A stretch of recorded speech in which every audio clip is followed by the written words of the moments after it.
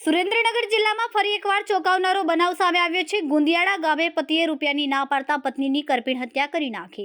મધ્યપ્રદેશથી ખેત મજૂરી કરવા આવેલા કાળુભાઈએ વહેલી સવારે પૈસાની માંગણી કરી, પરંતુ પત્ની નૂરીબેન રૂપિયા આપવા તૈયાર ન થતાં ઝઘડો વધ્યો। ઉશ્કેરાયેલા પતિએ ઓરડામાં પડેલી ઈંટ અને પથ્થરથી પત્નીના માથા પર આડેધડ ઘા ઝીકતા નૂરીબેનનું ઘટનાસ્થળે જ મોત થયું।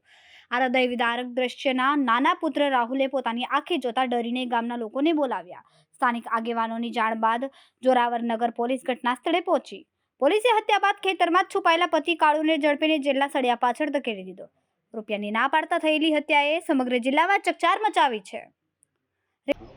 આજે અમારા ગામમાં બહારના આવેલા મજૂરો બંને પતિ પત્નીનો અંદર શું ઝઘડો હતો એ કોઈને હજુ કંઈ ખ્યાલ છે નહીં, પણ રાત્રે ગમે ત્યારે બનાવ બન્યો હોય અને મને વહેલા જાણ કરતાં વાડી માલિકે કે ભાઈ અમારી વાડીના મજૂર બે માણસને ઝઘડો થતાં એ ભાઈએ બેનને પથ્થર મારતા એમનું મૃત્યુ નીપજ્યું છે।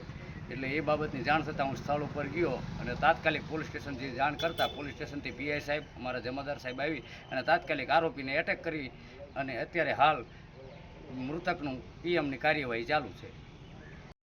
રિપોર્ટર મહેશ ઉતેરિયા, સુરેન્દ્રનગર।